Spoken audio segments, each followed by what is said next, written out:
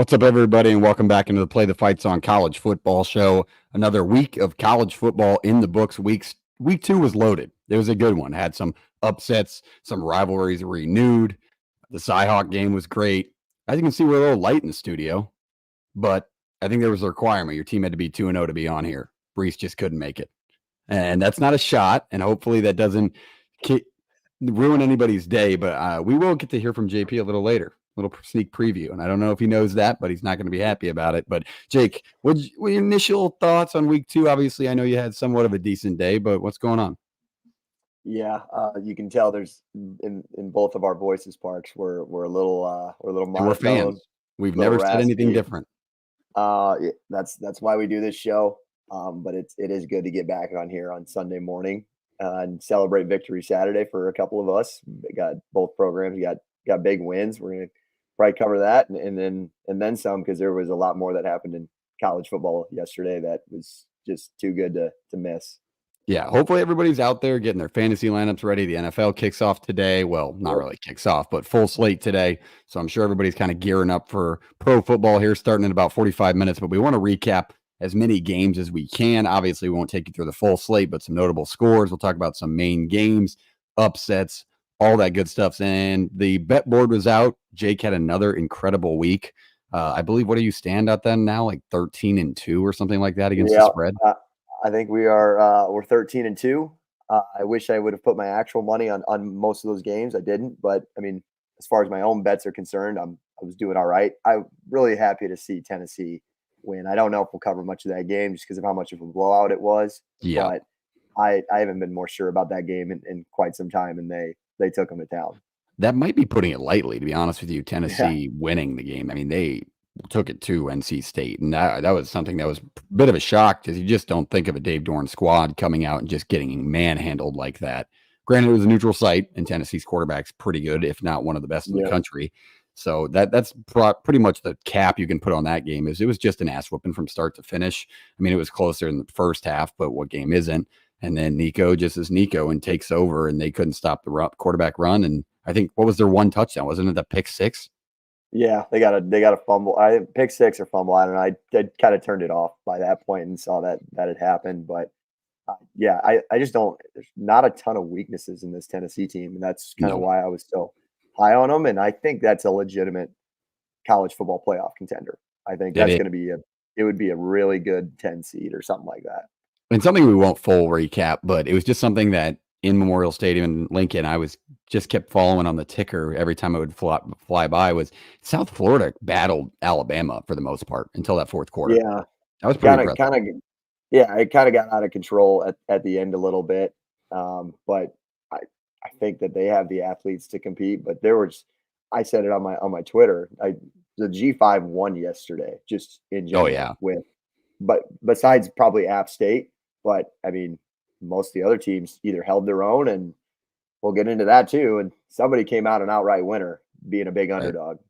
And they definitely did. And unfortunately, some fandoms, even fandoms sitting just behind you, probably hanging out with you, got to experience a MAC loss. So Iowa State went through it last year, so maybe you can offer some good advice on how to handle a MAC loss there, Jake. But let's start with the Cyhawk, and a good word from our friend from JP. He immediately after the game, he texted a different chat without you in it, being the Iowa State fan, because we're very good about respecting each other's fandoms. If our team loses, or if we play each other and they lose, nobody immediately texts. They kind of give you your at least 30-minute briefing, or maybe they'll come on this show, and that's when they'll kind of give it to you a little bit. We're very respectful because we know how much time we dive into this. But this video came in, I would say, about 45 minutes after the game ended. And I was sitting in Memorial Stadium when it came through this different chat, and I immediately played it and put it up to my ear full volume. You could still barely hear it because that place was a nut house. But let's take a listen to what JP's thoughts. And we're going to be able to, you're going to see us in the background, but at least you can hear what JP had to say. JP, I'm sorry, but this has to be played. It's too good a content not to use. And viewer discretion is advised on language here. I was gonna say, we got a little language warning. Viewer discretion advised. I cannot explain to you how done with I am this shit. I don't know if I said that correctly. How done with this shit I am.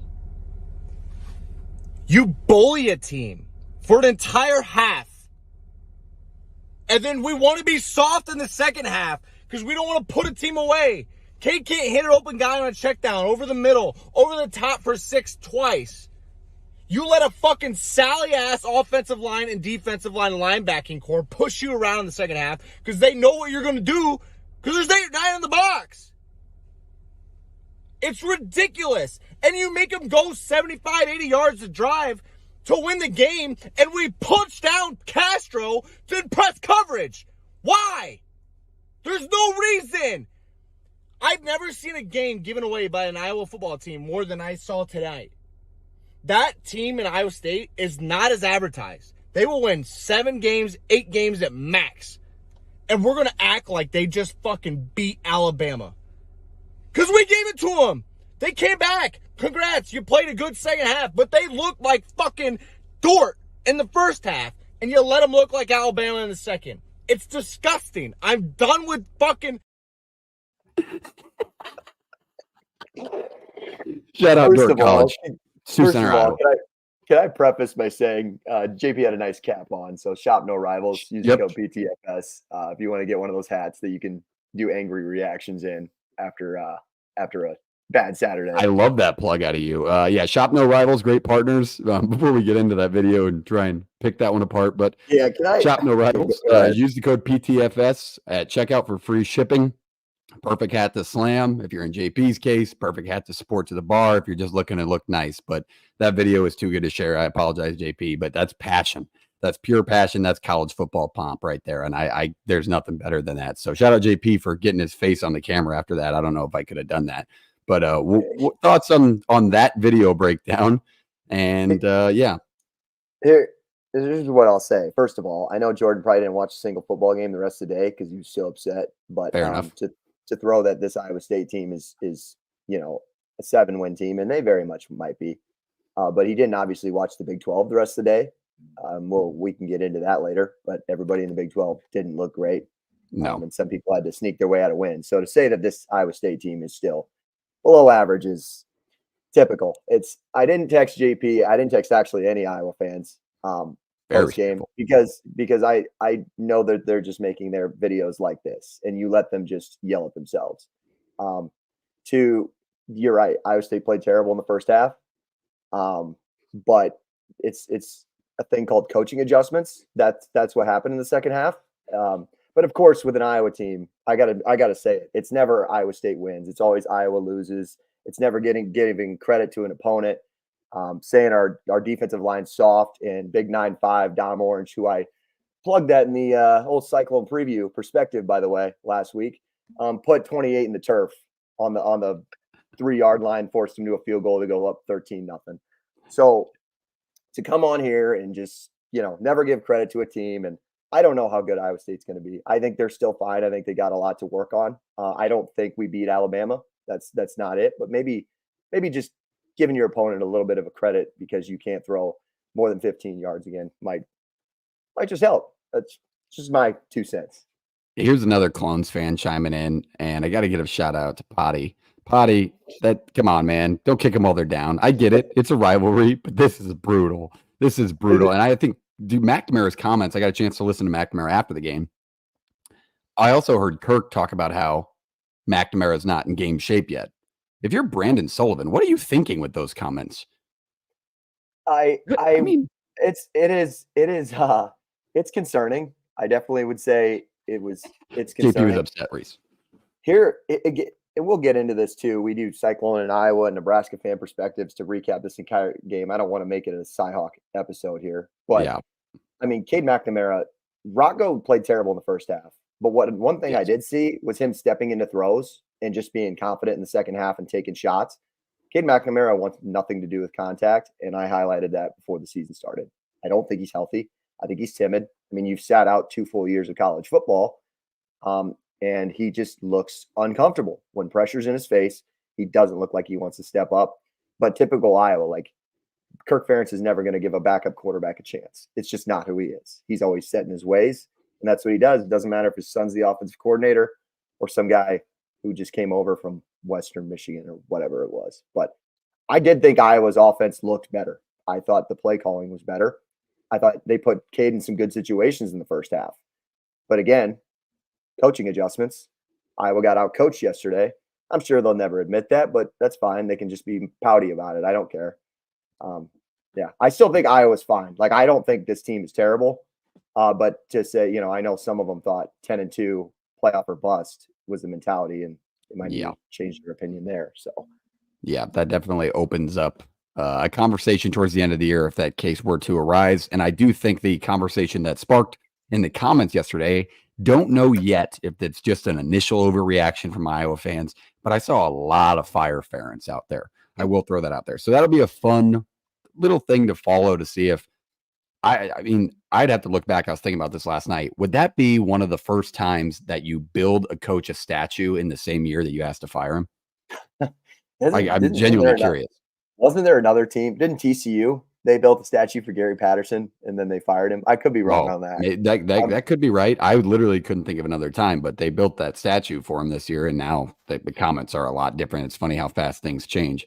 But all right, that is the Cyhawk. Jake will do a full breakdown recap because Iowa State has a bye week next week, so he will do his fan perspective on the recap of the game and then leading into the bye week. It's a fun one to hang your hat on for 2 weeks, so congrats on that, Jake. JP will recap it before he previews Iowa's next matchup on his, so check those fan perspectives out live on our YouTube right now and hit the subscribe button.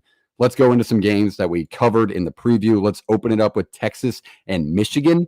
This one should be a quick one to break down, but it's worth mentioning because Texas came out and took it to them in the big house. Davis Warren looked a little bit like a bad football player, to be honest with you. And I'm not sure if it's a testament to that Texas defense or the fact that I just don't think this team is very good. I mean, this is I don't think it's a TCU level fall off from their national title appearance, but it's closer to that than you think it looks like because they could not move the ball on offense. They turned the ball over 3 times. Davis Warren throws 2 picks and a fumble from Colston Loveland. That was a joke. That was terrible. That was terrible. Ever. I mean, it was a full football move and he just lost it. That was something I see Nebraska do very often. But Quinn Ewers, 246 yards, 3 scores. Gunnar Helm, the tight end at Texas, kind of breaks out, 7 catches, 98 yards and a score.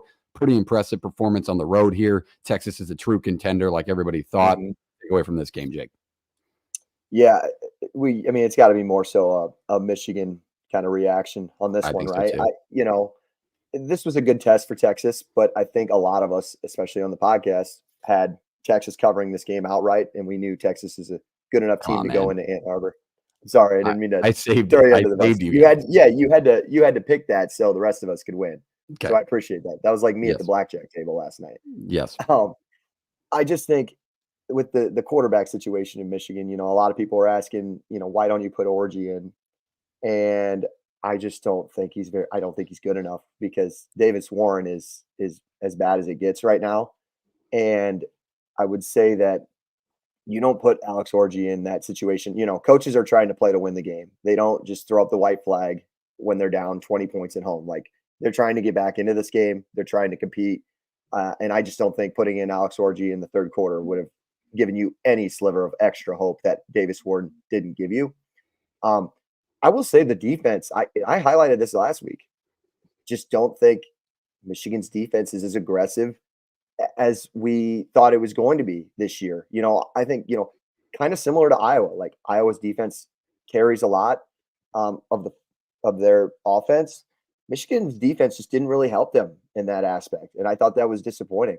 And I thought Texas's wide receivers look as good as advertised. It was finally good to stop talking about their preseason hype and just put it to paper, put it on film.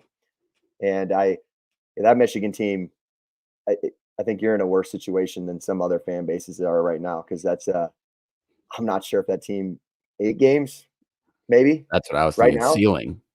Yeah. Ceiling I 8 don't, games. I don't want to overreact. I don't have their schedule in front of me, but just that offense looks so inept. It's really, really concerning. In the way they opened up a can of worms of not only are you trying to show people that you didn't cheat your way to a national title, especially after the documentary release, but now you look like dog shit and you're getting dog wiped on your home field against a top 10 team. Like, things are not looking good. That conversation is not going to stop. One thing that really stuck out to me in this game is Texas was 10 for 16 on third down on the road, and Michigan was 3 for 12. I mean, that's how I pure was think Texas's offense? I mean, that you have 6 or 7, that might be on the high end, 4 or 5 first round picks on that Michigan defense, and they're just not playing together as a unit. Texas rolled. that's I was going to say, I think the stat that's more surprising is the 10 for 16 on Texas' side rather than the offense in Michigan going 3 for 12. Like, we kind of expected that. We didn't Yeah. expect Michigan's defense to bow up on that many third downs. It's just like they couldn't get Texas off the At field. home. That was alarming. Yeah, at home. It could have been worse than what it was. I mean, Texas had that game won before the second half even kicked off. It was so over. Yeah, I mean, what a job for Texas. It really does look like they're a contender, and maybe they're a part of the SEC and going to make some noise in that with how open that looks. Alabama got into a dogfight like we mentioned. But all right, that is that game, Texas and Michigan. Pretty good week 2 game. I think College Game Day maybe could have had some better options after knowing the result. But if this game was close, they would have gotten just Yep. absolutely reamed for not going to the big house. So that is Right. the cap on Texas and Michigan. Let's move down to another one. I want to talk about this one. Wasn't one that we previewed, but definitely one that kind of shocked me. Michigan State heads into College Park and comes away with a win against Maryland.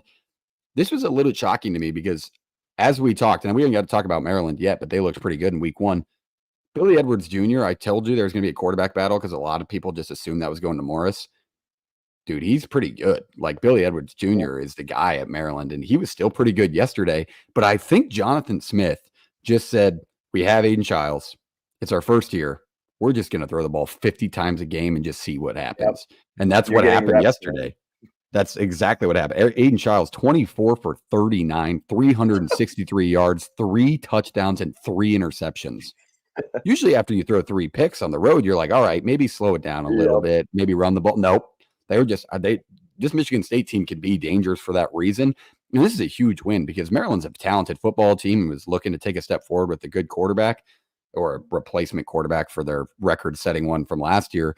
But this is still a shocking win. Michigan State's 2-0. I don't think anybody would have taken the Spartans after their performance against FAU a week ago.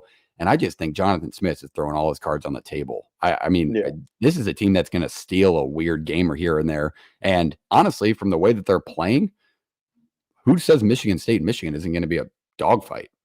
Yeah. I would say that I think right now Jonathan Smith is kind of playing with the cards in his hands and he's playing with nothing to lose.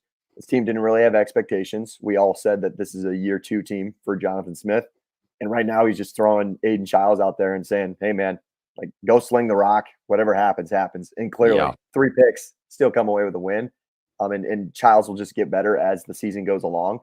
But you're going to play a Michigan State team if I don't know who else is on their schedule, but it's like, that's a team with a talented young quarterback, and you don't know what you're going to get out of that. And it's kind of a team that's just going to play free with nothing to lose, and that's dangerous. That is a very dangerous team. I will give a quick shout out before we put the cap on this one to their wide receiving game. This was a wide receivers game, dream game.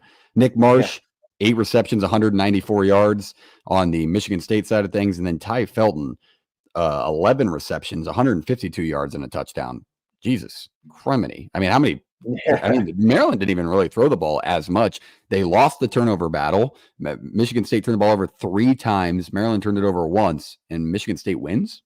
Like, it was a very not common occurrence college football game, and one we should have probably broken down. The conference game in week 2, but a huge win for the Spartans on the road. Just wanted to quickly talk about that one because that can be a dangerous team down the road if they're playing that way.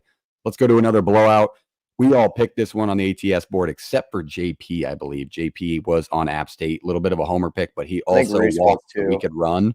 They walked so we could run, but Clemson came out and absolutely decimated Appalachian State, 66-20. Jake, what'd you think on this game? Yeah, I was on I picked the wrong game to put my actual money on for this P4 versus G5 game, if you know what I'm referring. If you listen to our episode last week, maybe we'll touch on that game a little bit in a second. But this is one, it didn't surprise me. Phil Maffa showed up. I think that's what we said needed to happen. I mean, what was he getting? 10 yards a pop. And but I would say Clemson comes out and just throws it through the air. It's like Dabo heard people talking all week saying that this offense is done. He can't evolve. His roster's not talented enough. I said, don't overreact. Georgia's the best team in college football. That's a really good football team. Clemson will recover. I think Clemson still has a very good shot in this conference to win with them and probably Miami. The receivers look good. I think that's the most And it's an App State team who defensively has never really been that good. They give up a lot of yards anyways, but you got to take it for what it is. Bryant Wesco goes for 130 yards on 3 catches. That was really awesome to see out of a young guy. I think he's a guy that everybody's looking at to step up for Cade Klubnik. There was a lot of people saying Cade Klubnik's bad. I'm not saying he's one of the better quarterbacks in college football, but I think there's something there. And I think Dabo trusts him. I still think Dabo's a smart coach. And it is what it is. I'm just glad to see Clemson came out and took care of business and put up 66 on this team. Like, they heard it all week. They're like, sorry, App State, we're going to let you know. This is finally the Garrett Riley Clemson's been waiting to see. Opens it up, throws the ball downfield. Klubnik was, I think we undervalued it. He was splendid. 24 for 26, like a near perfect game. 378 yards, 5 touchdowns, no interceptions. I mean, that's a video game stat line against an FCS team that doesn't exist in the game. Klubnik was as impressive as he can be, and that's kind of the Klubnik that I think the college football world has been waiting to see. The guy that had the Heisman talks around him, the guy that steps into a big game and can do it. But what a response to bounce back from a blowout against Georgia for this offense to put up 66 points, restore the faith in the fan base a little bit rolling in throughout the rest of your season, because it is kind of a wide open ACC with Miami just starting to get back. Florida State looks awful. And all of a sudden, here comes Clemson back through an ACC schedule, and they can make some noise towards the end of the year. So that's a quick cap on this one. Now we get to open it up a little bit, talk about notable scores and any game you want to mention. If it doesn't have to be on the scoreboard, but let's open it up with NIU and Notre Dame. NIU goes into South Bend in front of touchdown Jesus and kicks a field goal to take the lead with 30 seconds left. Notre Dame drives down, just can't get it done. NIU upsets Notre Dame 16-14 as Notre Dame's ranked the number 5 team in the country. Jake, initial thoughts on this one? What a win for the MAC. Yeah, me as a de facto Notre Dame fan, this is hard to watch as the Cyhawk game was ticking down because just stress on all sides. My buddy Max was here in town watching the game with me, and we got Iowa State on the top, we got Notre Dame on the bottom, and we're just going like this with our heads. We're going up and down, and we're like, oh my God, like what keeps happening? How is Northern Illinois driving? How are they setting up for a field goal? What's going on? For the Notre Dame side of things, yeah, it's a tough look. I think we kind of decided that it really doesn't matter how Notre Dame runs the table the rest of the year. I just don't see them doing good enough to change the persona of what the committee sees in them and can get them in the playoff. Maybe if they go 11-1 and they're killing teams and they win at a USC who maybe has 10 wins at that point in the last game of the year, maybe they get in as an 11 seed before the G5. But I don't see it happening. There's too many good teams right now in college football, and it's early. I know it's early, but just it can't happen. It can't happen. Good on Coach Womack, coach for Northern Illinois. Really awesome. He was super emotional. But I got to face the music as a Notre Dame supporter that I thought this team was legit. Here's my last point. And Notre Dame Twitter is very upset that Riley Leonard's not the guy. He can't get it done. Well, we knew he wasn't going to be a great passer. Did we think it was going to be that bad? Probably not. I wouldn't say. But they're kind of trashing on the kid like he was a hyped up 5-star freshman, and we're just seeing him for the first time. Yeah. We've watched Riley Leonard. Like, Riley Leonard can play.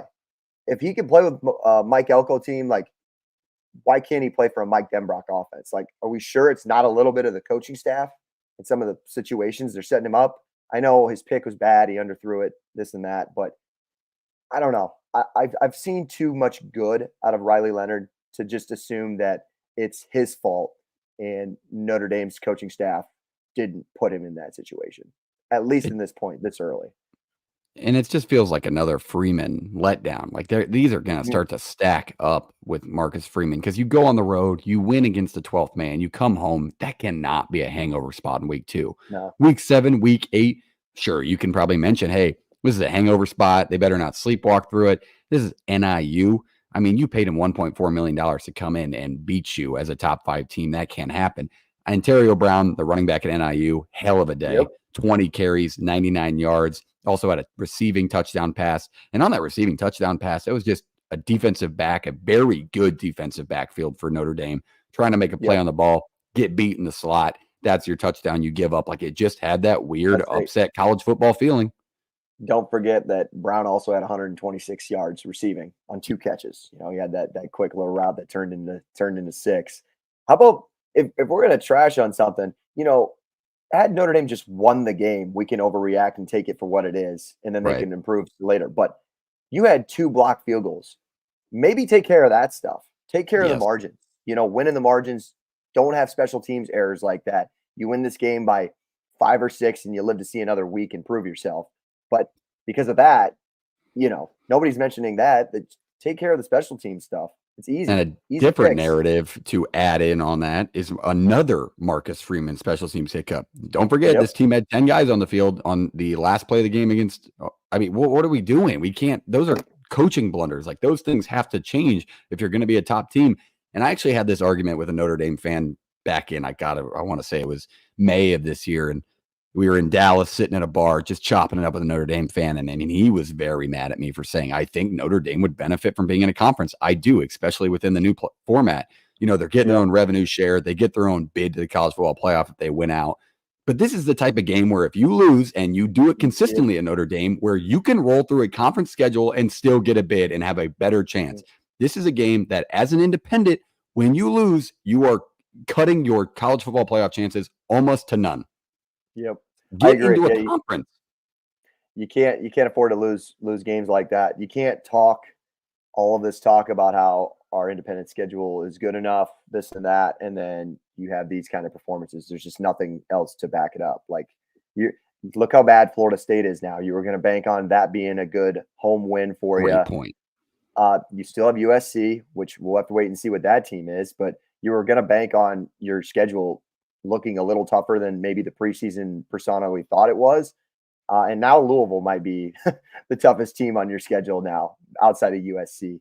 So, and in an ACC conference looking down and you play a majority ACC schedule, nobody cares anymore because you're not even, you can't win the conference title. You can't get your bid that way. So this one hurts bad for Notre Dame.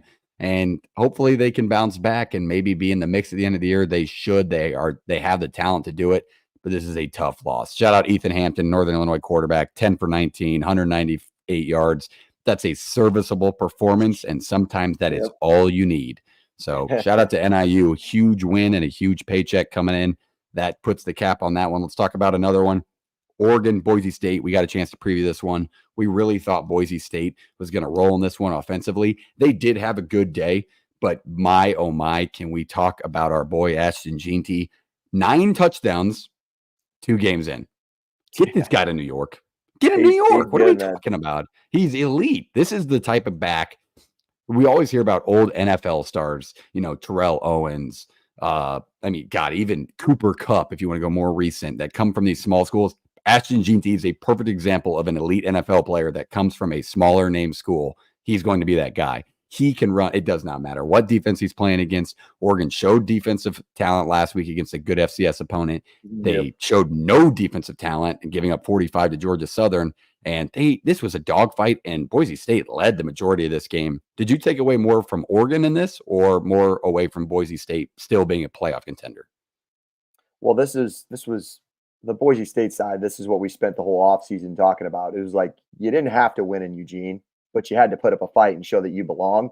Now you got to run through still what is a tough Mountain West conference. And I think there's still question marks on the defense for Boise State. But you have an all-star, and I will give him his flowers. I was a little skeptical. I did not think he was going to have as much success as he did, Ashton Jeanty, rushing for 192 yards. And man, he's as good as advertised. He's an NFL caliber running back. I saw him in some mock drafts this week, and I think it's well recognized. So that aspect, I am very optimistic offensively for Boise. And Maddox Madsen didn't even play that well, if I got that right. He was like 17 of 40, like 190 yards. He wasn't great. And they were still able to put 34 points on Oregon and give it to their all-star running back who was able to do things with the box loaded, with the focus still being on him. So he runs hard, man. He is fun to watch. And just Boise State just went out. I think if you win out, you get the G5 spot. That's all you got to do. You earned your right to stay in this spot, no matter what Oregon looks like the rest of the way.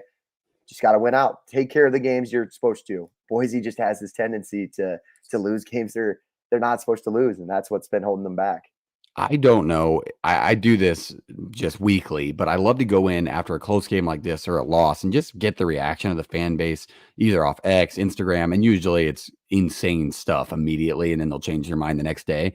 But I saw a lot of people begging for Bo Nix back that support the green and yellow. I mean, it's insane. Dylan Gabriel was fine. He threw for 243 Yeah, yards and 2 scores. You had a special teams touchdown, but you're not beating people 70-0 like all of us, including us, told you that we thought you were going to do. And so now shit's like hitting the fan, but you're 2-0.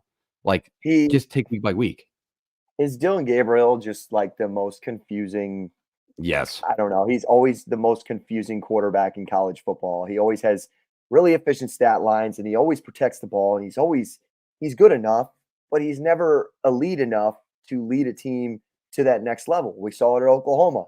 18-21, really good, but never takes a big shot, never feels like he makes the biggest play, and he's just good. I don't know what that means for Oregon going forward this year, but it's just I don't know. I think he got sacked a few times. He sometimes holds on to the ball too long, and he didn't rush the ball very well, and he's supposed to be a dual threat quarterback if you want to harp on him that way, but just he always has the most confusing stat lines, and it's like we're 2 weeks in a row. How did Oregon not blow this team out again? They did all the right things statistically. Yeah, that's a good point. I think a lot of it, maybe something that has to do with it, is you bring in these transfers. Great, it's great to bring in transfers. There's no problem with that. If that's the way you want to go about it, and you're as good a coach as Dan Lanning is, but it will take time to mesh, to learn the scheme, to fit and play as a team. Like that's just how college football is going to be now. So they can get better. I don't think they'll drop out of our top 10 because we are aware how good of a team Boise State can be.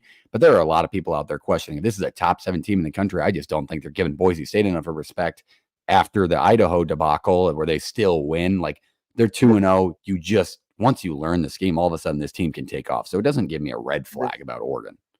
This reminds me a lot of, I think it was 2 years ago when we were doing this podcast, and I was big on Georgia. You guys remember when Georgia started 5-0, but they was it Kent State or some MAC team? They will only beat by 10 at home. Yep. And this and that. We're saying bounce them out of that top 5, bounce them out of the top 5.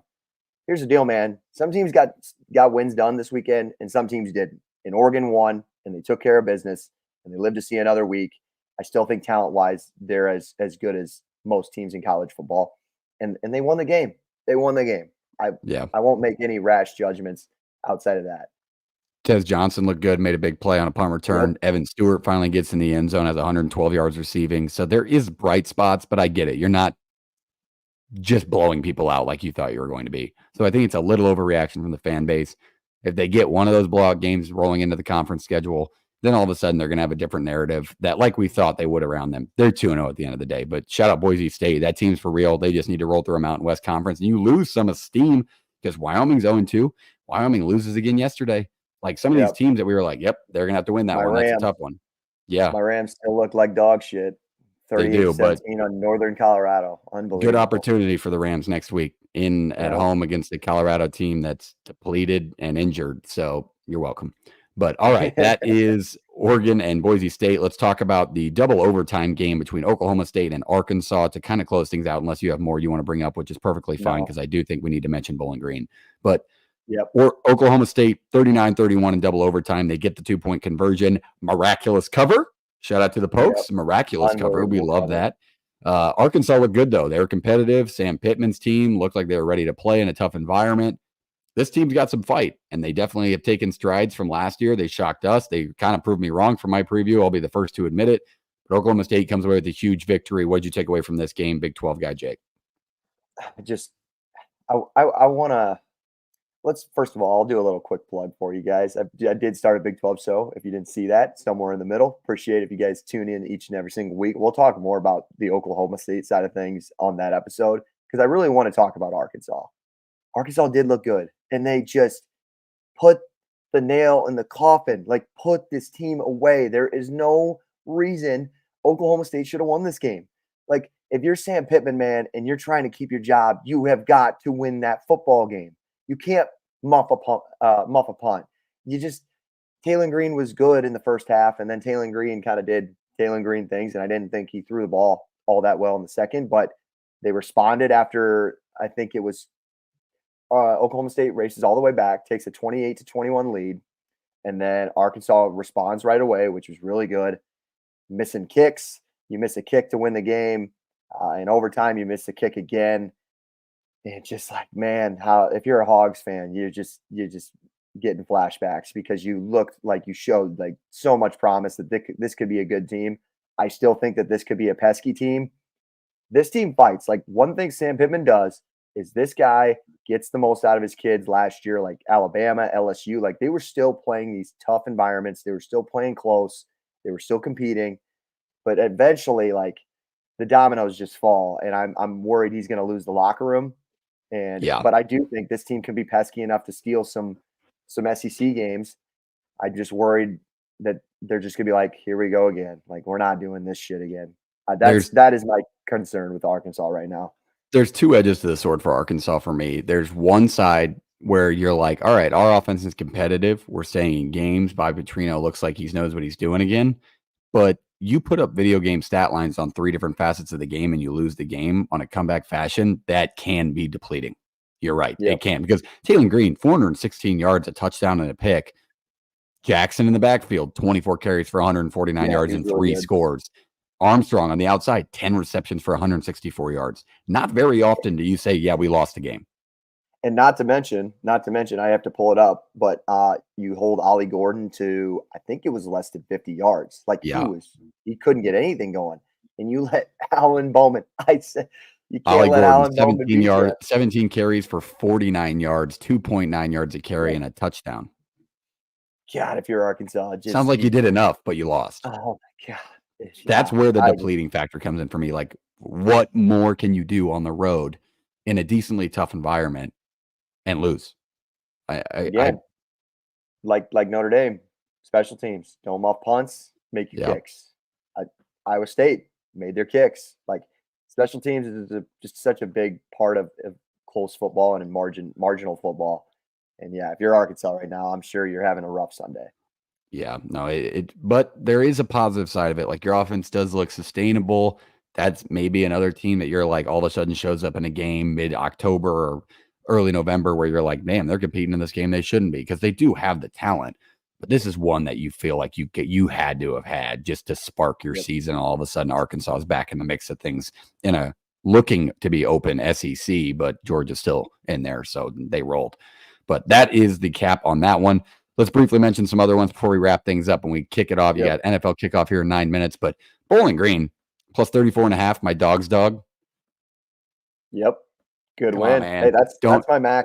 That's one of my Mac favorites. I had that preseason. I like this Bowling Green team. That's a good Penn State defense again. And to roll in there and handle yourself, run a full scheme and offense and have no problems. And they had an interception in the end zone to end the third. Like that was one of those feelings where Allard made that throw. They were chasing Allard down. Like that Bowling Green team's for real, man. 34.5 was absolutely diabolically disrespectful to the Falcons. Never do that again in Vegas because that was a close game. The defense did do their job. They bowed up in the second half. I think what the final score ended up being, I don't know. Bowling Green at 34-27, 34-21 or something like that. Let me pull it up. I don't think Bowling Green scored in the second half. That or they got a field goal. I'd have to go back and check. Yeah, good adjustments. It was 34-27, Penn State. Yep. Bowling Green scored at 3 points in the second half. Yeah. So good on Penn State adjusting, weathering the storm. Again, same thing as Oregon, same thing as Notre Dame. It is what it is. You took care of business. Some of these teams are just pesky and catch you off guard. You just got to survive and advance. Yeah, what a performance. The Falcons look to be for real. That MAC conference has some open ends to it that could be very, very fun to watch late in the year, which is good for college football. So the G5 can get a little bit of spotlight. But Penn State's 2-0. You escape, take it and run with it. But I believe, double check me if I'm wrong on this. I'm just going off the top of my head. Indiana transfer, Connor Bazelak, correct? Indiana/Missouri. Yep. Yes. He was okay. He was a Missouri OG. I remember him playing in Lincoln with Indiana. Connor Bazelak, 254 yards, 2 scores. The 2 picks are what kill you. Singleton had a good day on the ground for Penn State, 119 yards. Penn State escapes the Falcons. Another one we previewed this week. K-State comes away with a win, 34-27 in an absolute dogfight. Tulane really looked pretty good towards the beginning of the game. Avery Johnson finally settles in a little bit, but he looked Yeah. questionable at the beginning of the game. Like he was not ready to play. That was a tougher environment than I think he thought. And that Tulane team is for real as we thought they were. But what'd you take away from K-State? Yeah, there's going to be growing pains with Avery Johnson. I don't think he's as first round ready as everybody thought he was. There was a lot of hype going around the kid, man. He's still going to be good, but yeah, he's just taking his lumps. And I said it before. I don't want to toot my own horn, but we knew that they were going to be in a dogfight in New Orleans. Like they weren't going to just go in there and win by 25. Like they did what they had to. They won. It's a good Tulane team who, again, there's a numerous G5 contenders. That's going to be such a fun race to watch. And Tulane's as legit as it gets for a team who can get that G5 berth for the playoff. Yep. That's a quick cap on that one. Do you have any you want to talk about? Because I only have one more before we wrap. Okay. Are you going to say Kansas and Illinois? No, actually, I was not. I was going to say, what about South Carolina rolling into Kentucky, 31-6, just laying the hammer down? We said after a awful week 1 performance to do that, insane. Yep. Everyone gave up on them. South Carolina was going to be terrible. They barely beat Old Dominion, and that's why we don't overreact to week 1, kids. Because that's a good South Carolina team. Kentucky, man, I was high on. I thought they had some weapons, and that was the question mark. I mean, we were high on Kentucky with a question mark at the end of it because all of us said there were so many new moving parts. You're replacing Ray Davis. All of a sudden, you saw the worst of the worst yesterday from Kentucky, and Beamer's ball just absolutely rolled you on your own turf. That was an absolute shocking win. That's a good one. Anything else on that game before we go to Kansas to Illinois to wrap things up? Can I give one more shouts? Shouts? Yes. Of course. Shop no rivals. Shop no rivals. Got to wear the Bobcats hat with pride this morning. Again, another G5 school because we cover G5 because we care about college football. Absolutely steamrolls UTSA in a pick'em yesterday. The I-35 showdown.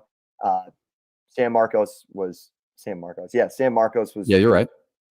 Popping, sold out crowd, and they absolutely whooped on a pretty good UTSA team. So I'm super excited to see what GJ Kinney has in store for that team this year. 2 more quick wrap-ups. Let's start with Kansas and Illinois. Jalen Daniels, I'll give you credit where credit's due because you've always said there's question marks around his game. That was his question mark. 3 picks, 32.6 quarterback rating. We saw the bad side of Jalen Daniels yesterday, 18 for 32 through the air. And Illinois has a good chance to be 3-0 rolling into Lincoln not next week, but the week after on Friday night. That's going to be must-see TV if Nebraska can beat Northern Iowa. Both teams will be 3-0, and Luke Altmaier gets to roll into Memorial Stadium packed up. So that could create a fun game too. But Illinois, big win for Illinois. I was going to say, and I don't want to, we can stick on that game, but like Nebraska-wise, I know everybody's talking about like going undefeated into Columbus and whenever that game is, late October, November. Oh, there's some games beforehand that are huge red flags. Yeah, like Rutgers still on the schedule, Illinois still on the schedule. I'm sure Purdue is a little sneaky trap game. Yeah, I think Nebraska's got their work cut out for them before they can just assume that they got Columbus undefeated, which it looked good. I don't know if we want to. I mean, we didn't talk about it. I mean, we got to touch on it a little bit, right? It was a primetime game. Yeah. I would like to say, here's what I said. I didn't say it publicly. Of course, it's easy to say now. Nebraska was going to be one of my favorite plays of the weekend, but Parks, I couldn't pull the trigger because I'm like, I haven't seen Nebraska win a primetime game in God knows how many years. I have never, ever once gave you advice to bet on Nebraska. I'll tell you that much right now. But I loved it so much because I knew that defensive line was going to dominate Colorado offensively. And I was just if Nebraska chokes this again, I'm going to be so pissed for falling for it and drinking the Kool-Aid. But they took care of business. Really good win. Colorado. We're doing this again already. It's early. It is very early to already get into this mess. I said this last night. It's so hard for me to give an unbiased opinion when it comes to a rivalry like that, but I said it last night. I think this is really where, Shedeur leaves the field with 2 minutes left with the L on his chest for leader. Okay. And then this just feels like this is the downward turn for Deion. And nobody hates Deion's for the reason that you see online. College football fans don't like Colorado because they won't admit that they're bad. Like no other team out there, including Nebraska, would talk like Colorado does with going 4-8. Like, yeah, we have a mid off and maybe yell at each other as fan bases, but this is what college football is. And the way Dion runs his program is not on the college football standard. It's a very pro look. That's why you're not liked by college football fans. I'll tell you that right now. Nobody wants you to be successful where you're rolling in, gutting a program, having a dog shit culture. Like, this is the result you're going to get. This is the result. This is college football biting you back in the ass, saying, no, man, this is a program building culture of a loyal fan base that is going to take it to you in their home stadium. And no, you can't tweet about it. I'm so excited to see their YouTube videos next week because I was in Boulder last year. I got to finally get it. It's a lick back. It was a lick back game. And in mid third quarter, this is actually probably a assault on myself, and I'll take the heat for it. But mid second quarter, I leaned over to a buddy of mine that I have season tickets with, and I leaned over and I go, I'm not sure if Georgia rolled in tonight. It was after the tipped ball pass where that we called. I go, I'm not sure if Georgia rolled in tonight, if Nebraska didn't win that game too, just because it feels like this is the first time in 10 years where we've caught enough breaks that it's like, I don't think Nebraska could lose tonight, no matter who was on the field. Right. It was just that type of game.